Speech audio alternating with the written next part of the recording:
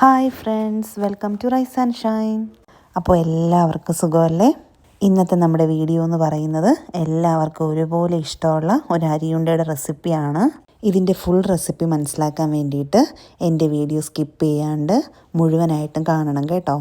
കൂടാതെ ഈ വീഡിയോ നിങ്ങൾക്ക് ഇഷ്ടമായാൽ ലൈക്കും കമൻറ്റും ചെയ്യാൻ മറക്കല്ലേ. നിങ്ങളുടെ ഓരോ കമൻറ്റും ഇതുപോലുള്ള കൂടുതൽ വീഡിയോസുമായിട്ട് നിങ്ങളുടെ മുന്നിലെത്താനുള്ള എനിക്കുള്ള പ്രചോദനമായിരിക്കും. അപ്പം നമുക്ക് വീഡിയോയിലേക്ക് പോയാലോ. അരിയുണ്ട തയ്യാറാക്കാനായിട്ട് ഞാനൊരു പാത്രത്തിലേക്ക് 1.5 കപ്പ് അരി ചേർക്കുന്നുണ്ട്. നിങ്ങൾ ഡെയിലി യൂസ് ചെയ്യുന്ന ഏത് അരി വേണമെങ്കിലും ഇതിനായിട്ട് നിങ്ങൾക്ക് ചേർക്കാവുന്നതാണ്. എന്നിട്ട് ആവശ്യത്തിന് വെള്ളം ഒഴിച്ച് അരി നന്നായിട്ട് കഴുകിയെടുക്കാം. എന്നിട്ട് അരിയിലെ വെള്ളം കളയാനായിട്ട് ഇങ്ങനെ ഒരു പാത്രത്തിലേക്ക് മാറ്റിയിട്ടുണ്ട്. അതിനുശേഷം ഒരു ചീനച്ചട്ടി അടുപ്പിലേക്ക് വെച്ച് കൊടുത്തിട്ടുണ്ട്. അതൊന്ന് ചൂടായി വരുമ്പോൾ നമ്മൾ വെള്ളം കളഞ്ഞു വെച്ചിരിക്കുന്ന അരി അതിലേക്ക് ചേർത്ത് കൊടുക്കാം. എന്നിട്ട് കൈ വിടാതെ അതിനെ നന്നായിട്ട് ഇളക്കിക്കൊണ്ടേയിരിക്കണം. നന്നായിട്ട് തന്നെ ഇളക്കി കൊടുത്തുകൊണ്ടേയിരിക്കണം, അല്ലെങ്കിൽ അരിയുടെ എല്ലാ വശവും ഒരുപോലെ പാകമാകാണ്ട് പോകും. പെട്ടെന്ന് തന്നെ നമ്മുടെ അരിയൊന്നും മൊരിഞ്ഞു വരുന്നതാണ്. ഈ ഒരു പരുവം എത്തുമ്പോൾ നമുക്ക് നമ്മുടെ അരിയെ വേറൊരു പാത്രത്തിലേക്ക് പെട്ടെന്ന് തന്നെ മാറ്റാവുന്നതാണ്. ഈ ചീനച്ചട്ടി തന്നെ ഇട്ടിരുന്നാൽ അത് കൂടുതൽ കരിഞ്ഞു പോവും. ഇപ്പം നമ്മൾ നമ്മുടെ അരിയെ വേറൊരു പാത്രത്തിലേക്ക് മാറ്റിയിട്ടുണ്ട്. അടുത്തതായിട്ട് 1 കപ്പ് തേങ്ങ എടുത്തിട്ടുണ്ട്. ഫ്രിഡ്ജിൽ വെച്ച് നമ്മൾ എടുക്കത്തില്ലേ, അങ്ങനെയുള്ള തണുത്ത തേങ്ങയൊന്നും ഇതിന് വേണ്ടിയിട്ട് എടുക്കരുത്. ഫ്രഷ് തേങ്ങ തന്നെ എടുക്കണം. എന്നിട്ട് ഈ തേങ്ങയും നന്നായിട്ടൊന്ന് മൂപ്പിച്ചെടുക്കാം. എന്നിട്ട് ഇതിലേക്ക് 1 ടേബിൾ സ്പൂൺ നെയ്യ് ചേർത്ത് കൊടുക്കാം. എന്നിട്ട് വീണ്ടും നന്നായിട്ട് ഇളക്കി കൊടുക്കാം. ഇപ്പം നമ്മുടെ തേങ്ങയും നന്നായിട്ട് മൂത്ത് വന്നിട്ടുണ്ട്. ഈ ഒരു രീതിയിലെത്തുമ്പോൾ നമുക്ക് തേങ്ങയെ വേറൊരു പാത്രത്തിലേക്ക് മാറ്റാവുന്നതാണ്. കൂടുതൽ ബ്രൗൺ കളർ ആക്കേണ്ട ആവശ്യമില്ല. ഈ ഒരു രീതി എത്തുമ്പോൾ നമുക്ക് മാറ്റാവുന്നതാണ്. ഇനി നമുക്ക് അടുത്ത് വറുത്തെടുക്കേണ്ടത് അണ്ടിപ്പരിപ്പാണ്.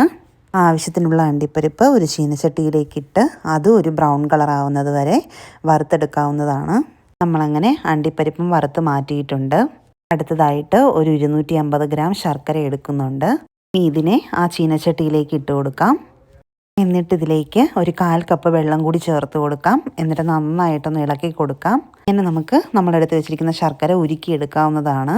ഇപ്പം നമ്മുടെ ശർക്കരയെല്ലാം ഏകദേശം നന്നായിട്ട് അലിഞ്ഞിട്ടുണ്ട്. ഇത് നല്ല തിക്കായി വരണമെന്നില്ല.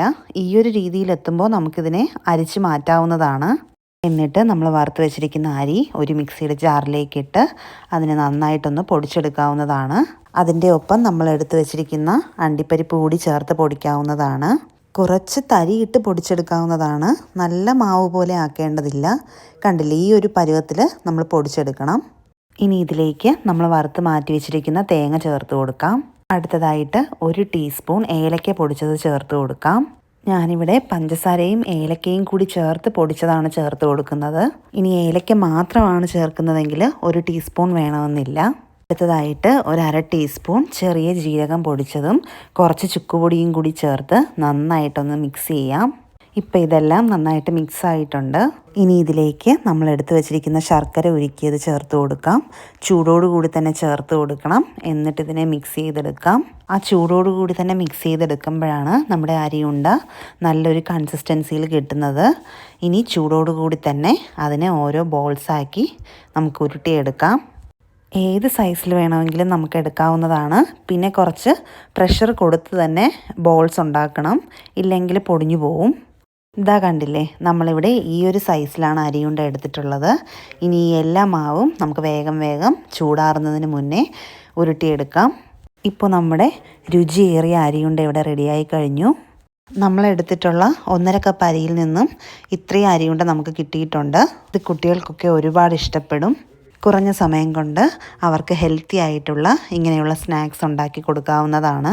നിങ്ങളെല്ലാവരും ഇത് ട്രൈ ചെയ്ത് നോക്കണം. നിങ്ങൾക്ക് എൻ്റെ ഈ റെസിപ്പി ഇഷ്ടമായെങ്കിൽ എൻ്റെ ഈ വീഡിയോ ലൈക്ക് ചെയ്യാനും കമൻറ്റ് ചെയ്യാനും മറക്കരുത്. കൂടാതെ എൻ്റെ ഈ ചാനൽ സബ്സ്ക്രൈബും ചെയ്യണേ. അടുത്ത ഇതുപോലൊരു വീഡിയോയുമായി എത്തുന്നത് വരെ ബൈ.